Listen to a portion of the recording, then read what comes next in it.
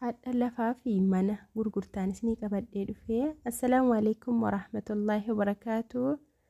Kabajamtoota hordoftoota Saalihaa MTV jirra jirtu nagaa keessanii fayyumaa alhamdulillah nagaa kooti. Egaa haadha lafaa gurguramuuf mana gurguramuun isinii qabadhee dhufee. Lafa baay'ee tokko rakkasa ta'e jechuudha. Lafa namni rakkatee gurguraaruu rakkatee jechuuni. Egaa yeroo ammaa kana namni biyya keessaa maatiinis ta'ee namni ijoolleen waan qaban gurguranii kara biyyoota arabaa deemaa jiru jechuudha. Subhaanallah, gariin mana fa'i lafa fa'i gurguree deema kunoo. Egaa gariin immoo achi taa'ee eessaan lafa wayii mana wayii bitannee kara biyyaa gallu jedha.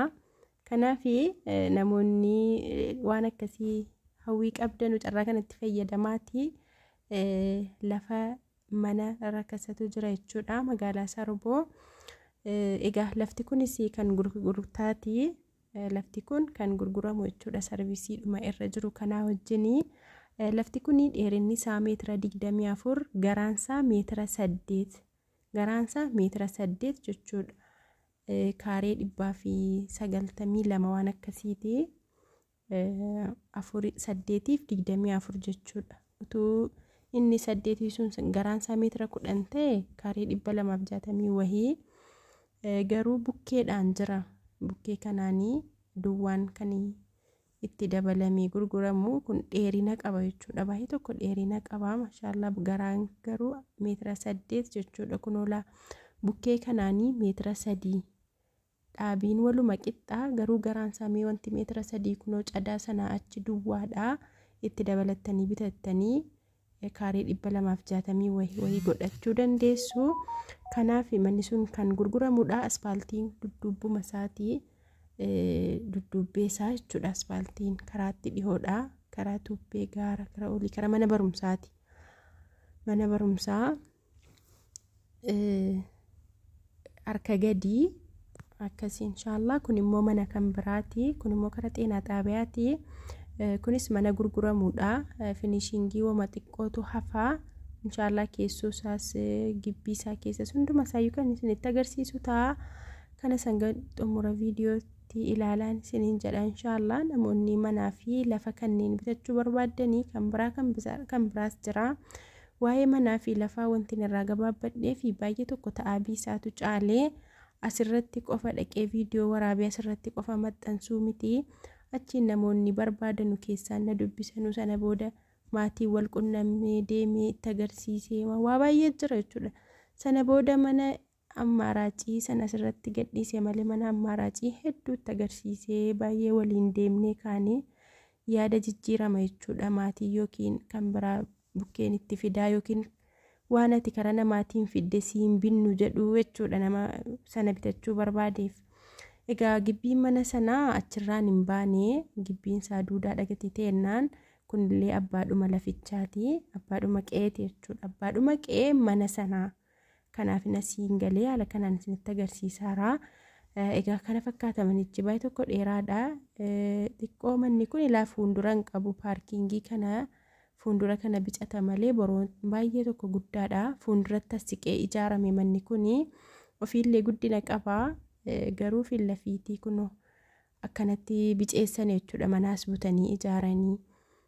Akkasii namoonni bitachuu barbaadanii mana kana bitachuu dandeessu. Yookaan fuuldurri bicachuun rakkoon qabu kan jettanu ta'ee bitachuu dandeessu. Finishingii wama muraasa tafee qalamii dhumaa fi mastawutiidha. Akkasiin isiniin jedha jibsamii wanti hundi galeera jechuudha. Keessoo isaallee isinitti agarsiisa.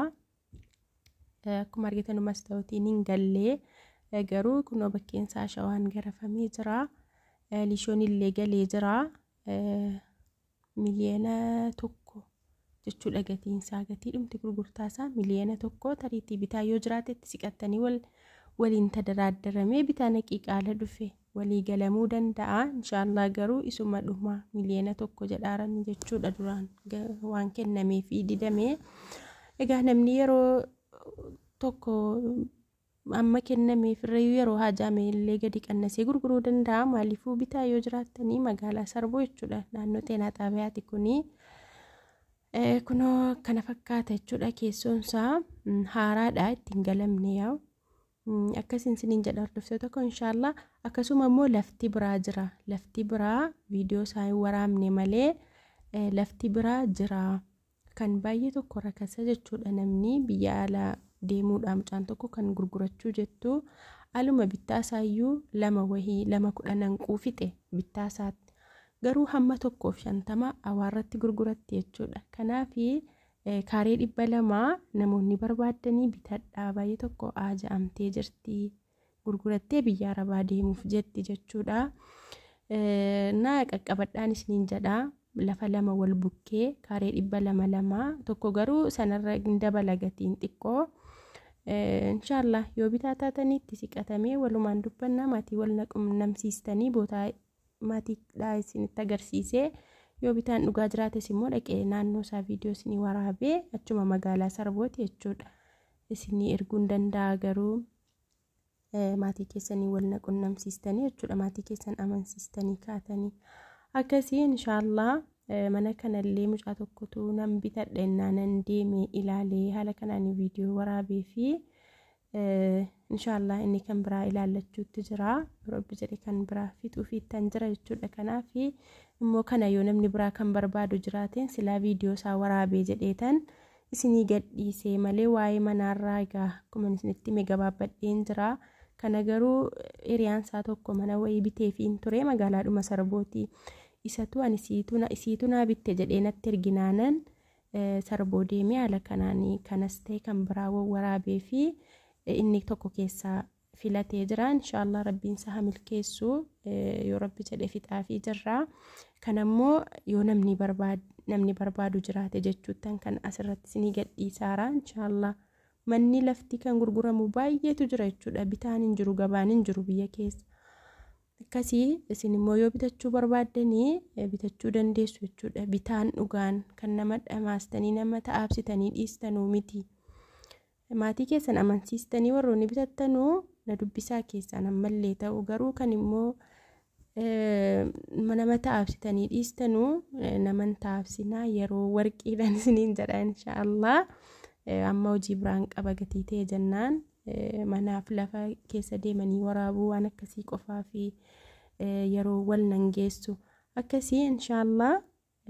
Magaalaa Jimmaa keessaayis jira manni lafti namni keessodhaan dubbisee kanan dhaqee waraabee dhiise viidiyoon isaallee kan na bira jiru baay'eetu jira jechuudha. Asirratti hin gadhiisne inshallah yoo rabbi jedhee asirratti kan inni isinii gadhiisu ta'a inshallah.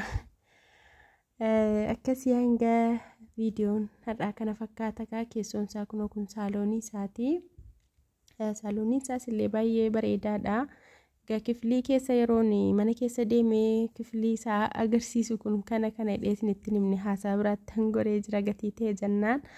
Keessoo isaa ilaallee xumurree kunoo amma kara boroon isin geessaa.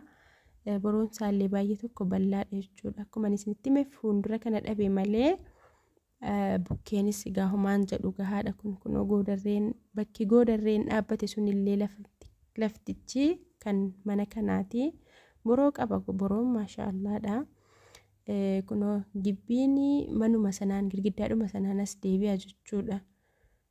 Kunoo maashaallah boqqollootti facaafachuu iyyuu hin ga'a jechuudha boroon isaa kunoo kana fakkaata fuuldura dhabe malee. Akkasii hordoftoota koo inshaallah hanga viidiyoo biraatii walitti deebinutti nagaa rabbii keessanaaf tura.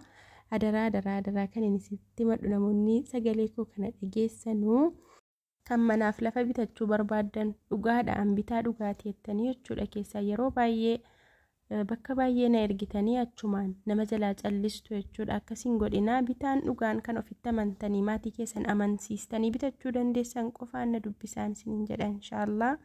Yeroo wal jalaa gubuun gaarii miti, wal muufachiisuunis gaarii miti isiniin jedha.